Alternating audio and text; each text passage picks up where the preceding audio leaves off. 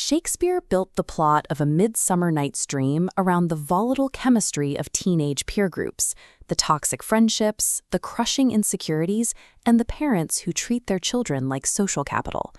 The story begins in Athens, a city defined by rigid rules and unbending patriarchal law, where social order is maintained at all costs. Duke Theseus sits at the top of this hierarchy as the strict principal of the city, enforcing boundaries and laws, though he maintains a capacity for eventual leniency.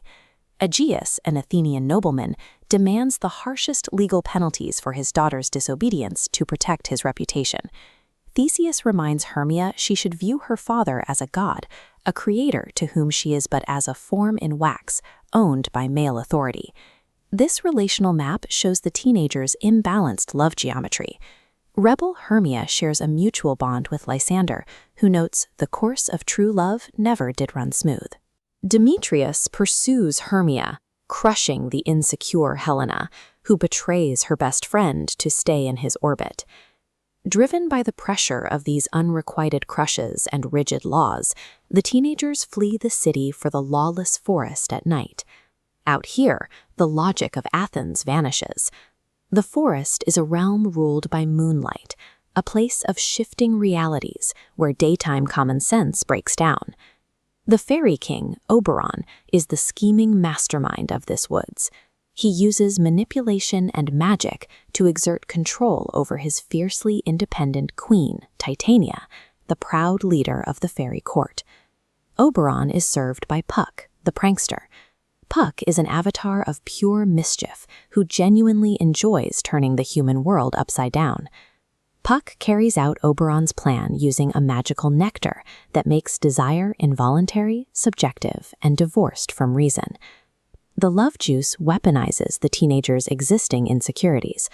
When Puck doses the wrong sleepers, the group's underlying tensions explode. Looking at the map, we see a sudden reversal. Both Lysander and Demetrius aggressively target Helena, leaving Hermia isolated. This imbalance destroys their friendship. Helena assumes they are mocking her, while Hermia believes Helena used her height to steal her lover. Amidst this meltdown, we meet Nick Bottom, the loud class clown. Bottom is a dramatic tradesman who remains oblivious to his own limitations. Puck transforms Bottom's head into that of a donkey and doses Queen Titania with the juice.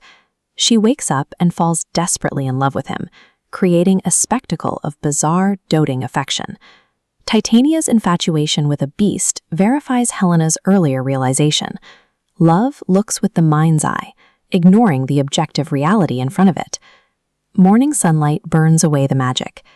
Theseus discovers the teenagers in the woods and, seeing them in stable pairs, overrules Aegeus's demands. The relational map is now symmetrical.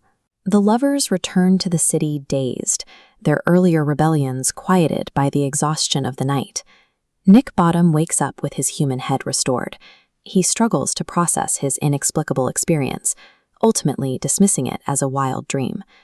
Theseus is equally skeptical, noting that the lunatic, the lover, and the poet are all driven by the same wild imagination.